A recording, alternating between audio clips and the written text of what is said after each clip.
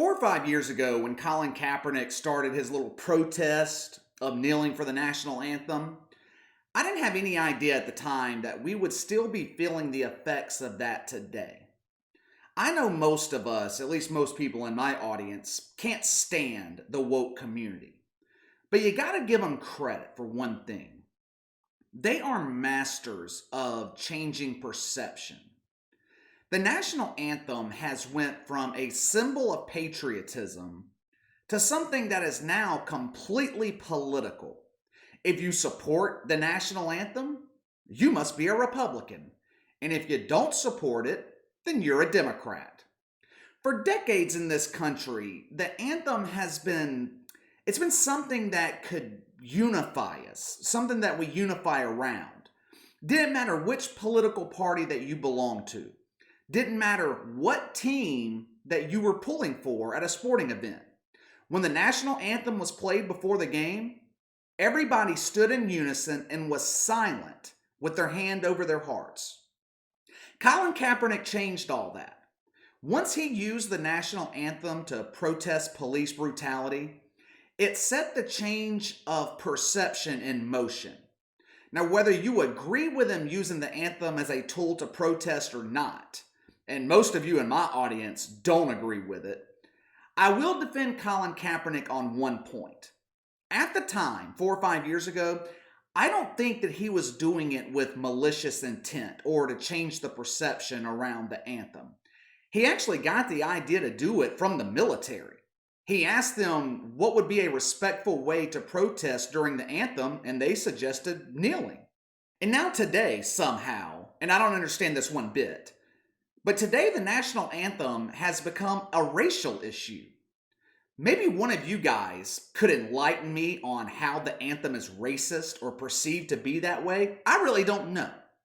But some of the wokers out there have painted it with the racist brush. Last summer and into this fall, it seemed like I was talking about woke politics and sports here on the channel multiple times a week. Woke politics devastated the NBA playoffs in terms of television ratings. It was damn near a death sentence for the NBA. I didn't think they'd be able to recover, at least not in the short term. But to the NBA's credit, they've been able to bounce back. During the NBA Finals last year, Adam Silver was interviewed by Rachel Nichols over at ESPN. And the topic of woke politics and the impact on the NBA's television ratings was brought up. Adam Silver acknowledged the negative impact, which actually surprised me. It shocked me. I'm not a big fan of Adam Silver. I feel like he has given the players in the NBA far too much power to the detriment of the team owners and the franchises. I had a lot of respect for David Stern. David Stern had a reputation for running the NBA with an iron fist. But he was respected. He acknowledged the fact that the league was dependent on its superstar players, but he didn't allow the inmates to run the asylum. That is exactly what happened last summer on Adam Silver's watch in the NBA. Players boycotting playoff games? I mean, are you kidding me?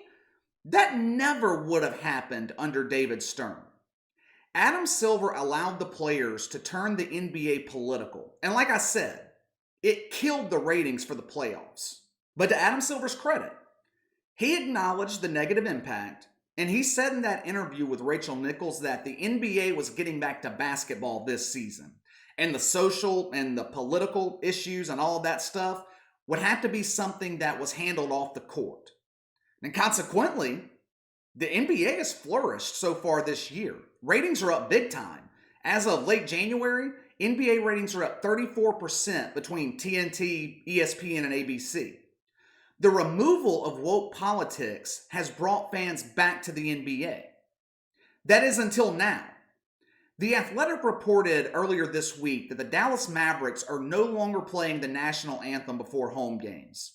Mark Cuban confirmed it publicly, said it was his decision, his call, and that the decision was actually made back in November. The Mavs haven't played the anthem at home games all season. Mark Cuban was a supporter of players kneeling for the anthem. I've always viewed him as a sensible, smart guy. I mean, hell, you don't become a self-made billionaire by being a dummy. Mark Cuban's no dummy. My opinion, though, has changed a little bit with Mark Cuban. He sold out to the woke movement last summer. Now, I know a lot of you guys support the playing of the national anthem at sporting events. Now, me personally, I've never understood it. That doesn't mean I don't support it. I've just never understood why we do that here in this country, playing the anthem before every meaningless NBA game. When the outrage over the kneeling started several years ago, my thoughts were there's a simple fix to this problem. Stop playing the national anthem. Then you get rid of the kneeling for the national anthem. You take away the platform to protest. No one gets hurt. The NFL, the NBA, they get back to being about football and basketball, which is what it's supposed to be about.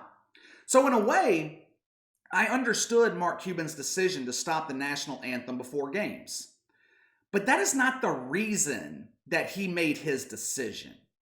He made this decision as a concession to the woke community. It is another example of a powerful owner, a powerful billionaire, bowing to the pressure of the wokers out there. I go back to my original question when we talked about this stuff last summer. Why would you make a decision that you know is going to piss off half of your audience? Not only that, off demographics alone, it's the part of your audience that spends the most money. Mark Cuban's a smart businessman, but decisions like this just don't make any business sense. It's a bit different right now in the NBA because fans are not packed into the arenas. Some teams are allowed to have limited attendance, others aren't allowed to have fans at all and might not be allowing fans in the arena all season. But you saw the impact woke politics had on your league last season. So if you're Mark Cuban, why would you voluntarily go down this path again? Now, I've seen some people say this, and this would actually be a valid point if it were true. But people are saying that the national anthem hasn't been played in Dallas all season, and it took damn near 3 months for anyone to notice. So playing the national anthem before NBA games must not be that big of a deal. And like I said, I got to admit, that would be a great point. Except for the fact that Monday night was the first time this season that fans were allowed to attend a Mavericks game in Dallas. Now, I don't know why. The Cowboys had 15,000 in attendance week 1.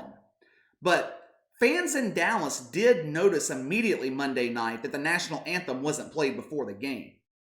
I want to give Adam Silver credit again. I don't think I've ever praised Adam Silver twice in the same video before, but he handled this anthem situation with Mark Cuban quickly. And he made the right call. He blocked Mark Cuban from not playing the national anthem before games, saying that the national anthem is going to be played in all NBA arenas before games. Good on Adam Silver for doing that. He absolutely learned his lesson last summer, and he made the right decision.